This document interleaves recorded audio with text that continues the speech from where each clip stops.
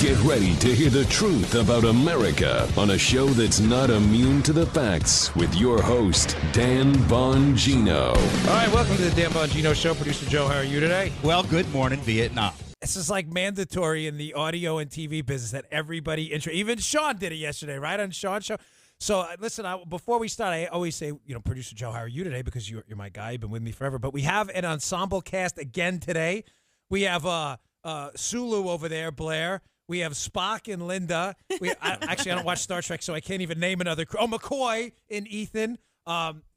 Who's another? I don't even have another. Jason, you're just going to be Jason. So your crew member, Jason, on the Starship Enterprise. We got a whole team of people at Ice Station Hannity here in Vietnam helping us out. So thanks to them. Seriously, you guys are great. And ladies, Linda, I really appreciate it. I don't mind being one of the guys. I know you never mind. And we got great feedback on your initial appearance on the show. The show did bonkers numbers. So we appreciate that. But thanks a lot. I was just making kind of a joke about how I'm overseas and my wife, she's going to kill me, of course, my wife, who I love dearly, but she texted me about my fish, who may be dying a slow death at home. She's like, hey, do you have to feed this thing? Like, I was like, yeah, you do.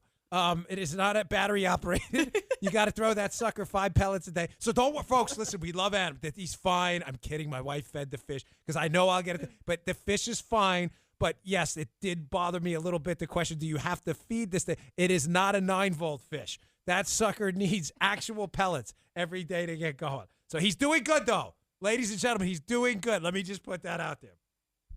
All right, so yesterday was a pretty crazy day in Vietnam. And keep in mind, I'm losing track of time because we're 12 hours ahead of you. So when I say yesterday, I don't even know if I mean yesterday Eastern time or even Linda hasn't slept. I popped into the hotel room this morning in the studio, and Linda's eyes, and I said to her, No. And she got mad at me, and I know you did because I know you.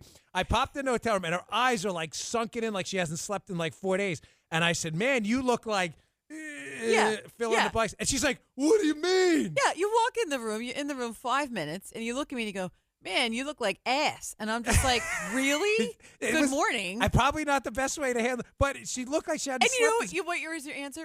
I don't mean like ugly. I don't mean like ugly. I just mean like, way. Just like not good. I'm Listen, like, thank you, Dan. I get thank it. You. The subtle art of diplomacy is not my thing. I think that's what kind of makes the show different. But yeah, it's tough to sleep over here because it is the exact opposite. You know what I'm saying?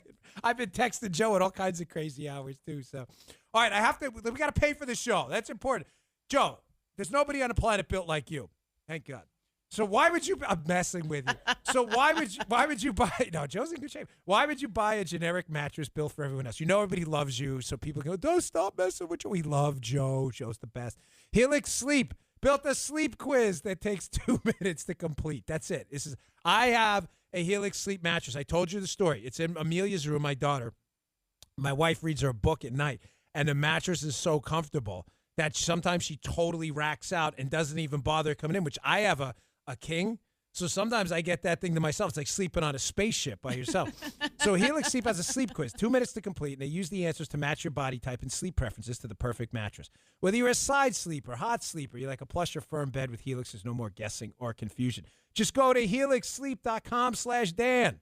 Take their 2-minute sleep quiz, and they'll match you to a mattress that'll give you the best sleep of your life. Linda needs one of those right now. Big time. Helix Sleep.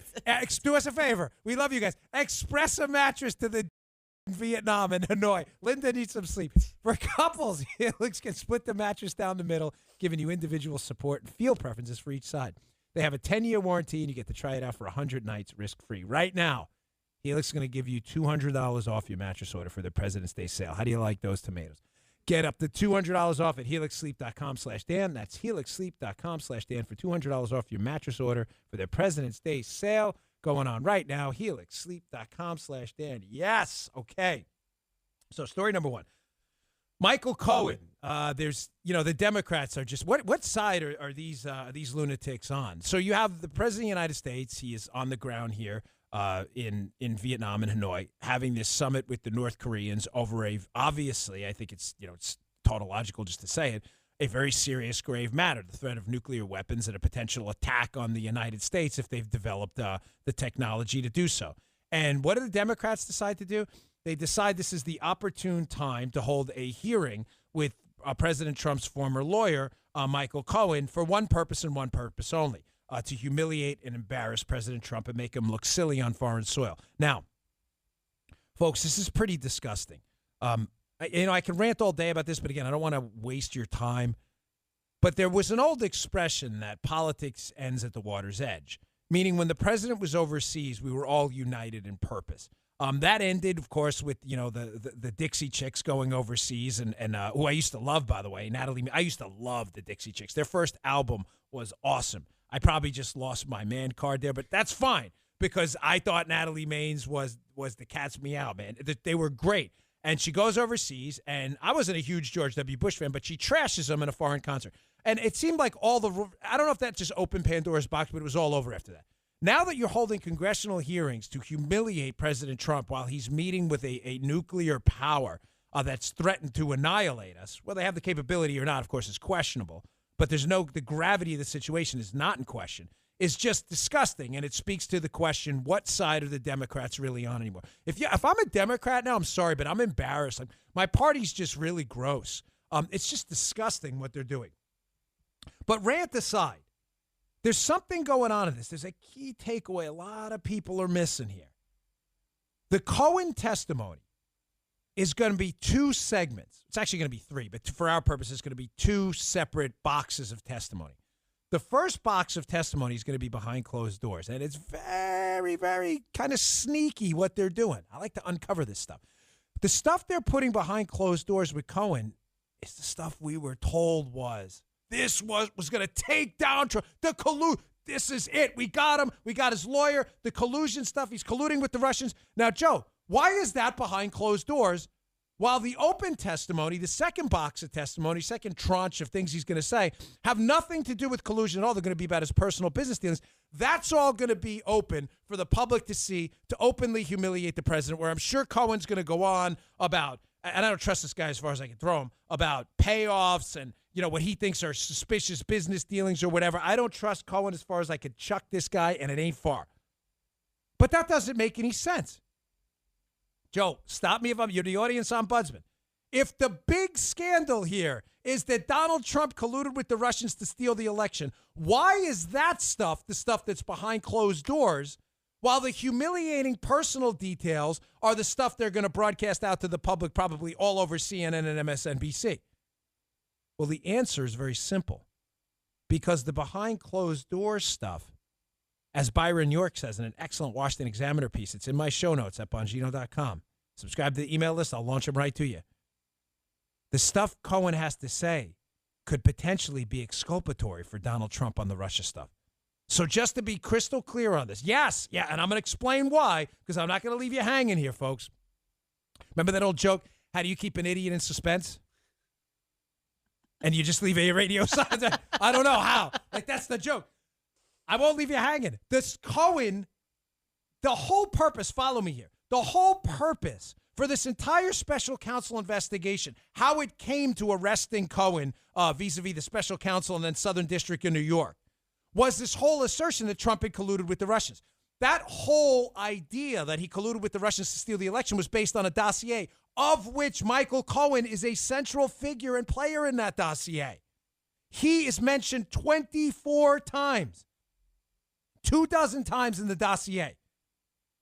So I hope you're picking up what I'm putting down here. The reason Elijah Cummings and these other guys are putting that stuff behind closed doors is because if Michael Cohen goes under oath again in a closed-door testimony and entirely debunks the dossier, craps all over the dossier, and says this thing is complete garbage, then do you understand he will have completely exonerated Trump and made the entire committee look silly?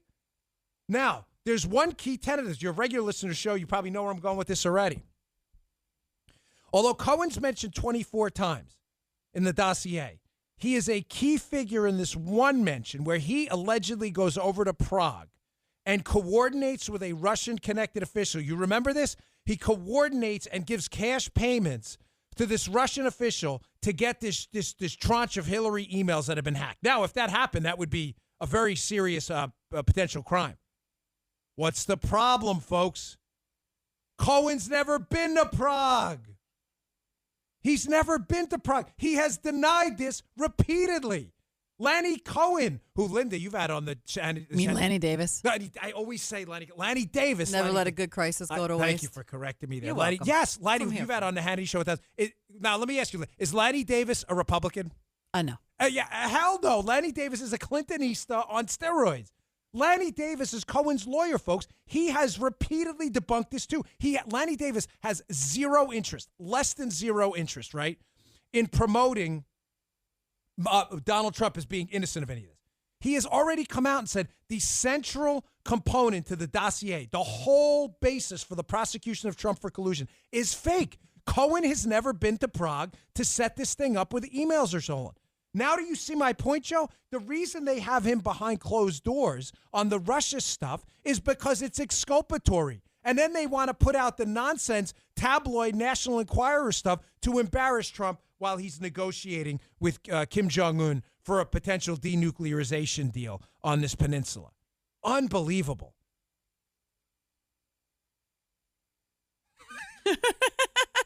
What the hell is that? Where did you find that? Is that when we go back to the conversation about I got a guy? Joe's always got a guy. He's got a guy. Joe always does have a guy, by the way. Joe is like the guy who has the guy.